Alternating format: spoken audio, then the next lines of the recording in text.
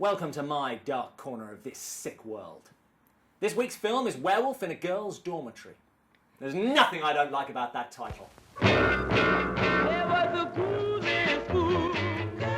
Okay, my enthusiasm just dipped a little bit, but it's a redub of an Italian film. They have to appease the American audience, and I'm sure the rest of the dubbing will be flawless. What do you hope to gain with this bad hoax girl? But let's not waste energy by telling lies and by alarming us. I have fair grounds to arrest you. Excuse me, Director. Crashing on, welcome to a reformatory school for troubled girls, with its ferocious guard dogs, its heavy gates, and imposing walls. The guard here is the partly paralysed Walter, a paid-up member of the Peter Lorre Impressionist Society. Yeah, just leave it open, that's fine. Really, it's no wonder that one of the inmates, Mary, escapes. But she is destined to meet with a gruesome fate when she ventures out during the full moon. That's the best shot of the moon you can get? It's up there every night. You can try more than once. That's more like it. Maybe it's mean-spirited of me, but I'm kind of rooting for the wolf here. Look at him go. Go on, catch him. Tear it to pieces. Or strangler, that's cool too. Werewolf strangling people to one side, this is a pretty good start. Now it's up to our hero, Professor Julian Olcott, a disgraced doctor with a mysterious past, which I'm guessing involves some wartime experiments. This is the man who must discover the identity of the werewolf before it kills again. Please explain this to me But he's a little further. busy checking his script. What is this? An interrogation? Striking out with the ladies Priscilla. and sucking the life out of every scene he's in. I thought I'd forgotten my notebook, Professor. Lucky then, he's assisted by Priscilla, though I can't imagine what a sweet, innocent young girl like her did to end up in a place like this.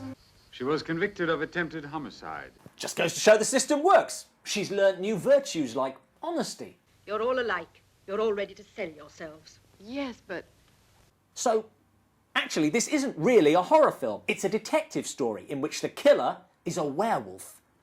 Great, I buy that. But any detective story is only as strong as its detective. We have two detectives. One of them leaves a major clue sticking out of a drawer in a reformatory.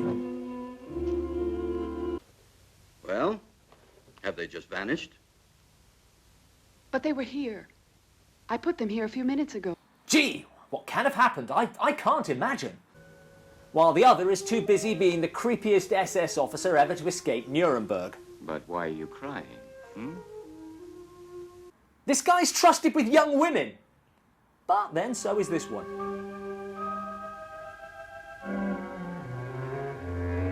So, Sherlock's, any leads?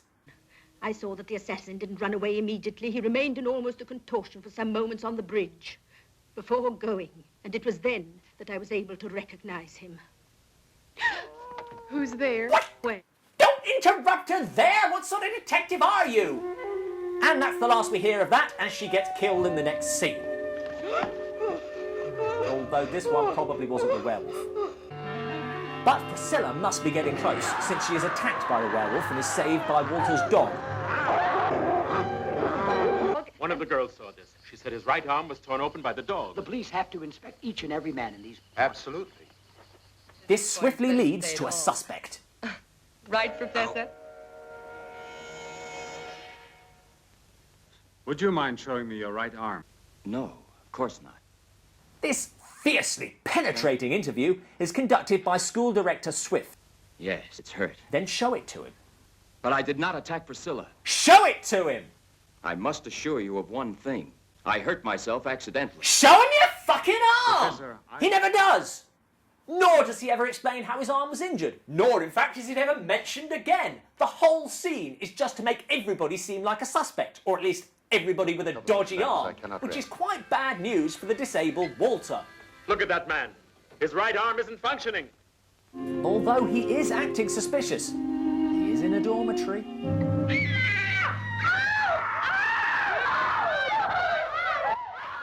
Wow, his paralysis really clears up when he's being chased by a bunch of girls. Look there! Where? At the top of the stairs! Walter, stop, or I'll shoot! He stole a letter! Gun him down! Now, on the top 10 list of things not to attempt with a paralysed arm, what Walter does next ranks quite high.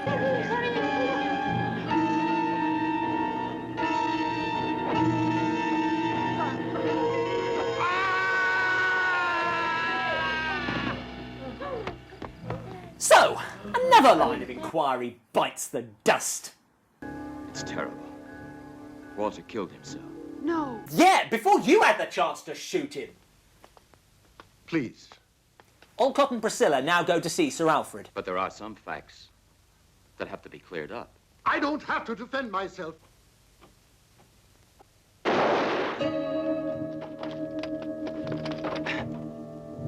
Well, there's another man you've hounded to his death, bringing the body count up to 4.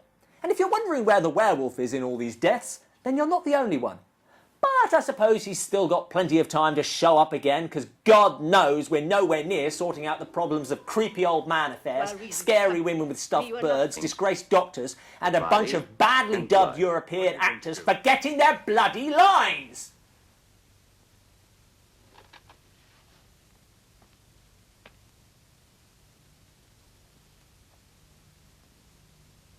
What will you do?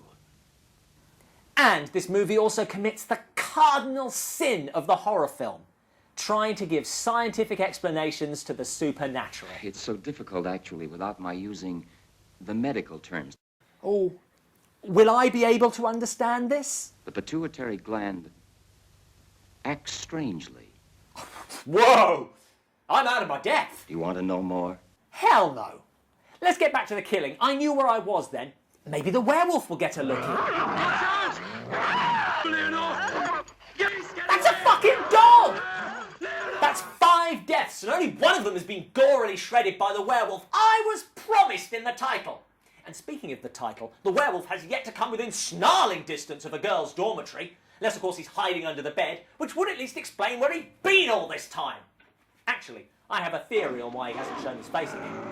He's embarrassed by his appearance. And so he bloody should be. I waited 40 minutes to see something that looks like Keith Richards first thing in the morning.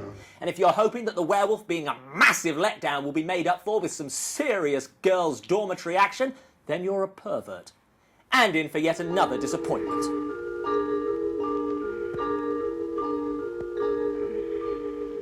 That's it. For the whole film, one entirely gratuitous shot, which, I'm guessing, was inserted afterwards since it's followed by this one. Everyone else has blankets, where's yours? By this point, you would hope that Priscilla and Olcott could have found a suspect by a process of elimination. Literally. But apparently not, since they call in Lassie for help. And dogs can't stand the odor of wolves. What is it, boy? Little Timmy stuck down a well? Get away from here! I'll kill you. Yes, it was Old Man Swift, the director, all along. If you can't get Christopher Lee, this nutless wonder will just about suffice. Thank God Olcott brought a gun to class today. More the bastard! You used to... or just knee him in the bollocks. Yeah, that's just what you'd expect a werewolf to do. See, this is why we didn't see much of the werewolf. 'Cause he's shit! He kills one girl, gets bitten by a dog, and then shot by the smallest gun in the world. That's it. Walk off the bullet wound. Maybe you'll wander into a girl's dormitory and fulfill the point of the film. Oh, here's a good spot to die. So that's the solution to the murder mystery. This guy killed this girl, then his wife killed the witness, and is then herself killed by a dog owned by Peter Lorre, who then falls to his death, causing the witness's husband to shoot himself. And of course, the original murderer is offed by the school's resident Hitler Youth. 6 deaths, 6 killers. Not the most lucid solution to a murder mystery ever. Not one that's likely to have Agatha Christie or Sir Arthur Conan Doyle going, bugger, I wish I'd thought of that. Not so much a whodunit, more of a who wrote it and how do I get the last half hour of my bloody life back. I mean, how do you start off with the perfect situation? A werewolf in a girls' dormitory, and end up with an audience scratching their heads and clicking over to YouPorn. I know. Now the nightmare has passed. That's the first intelligent thing you've said. Good night.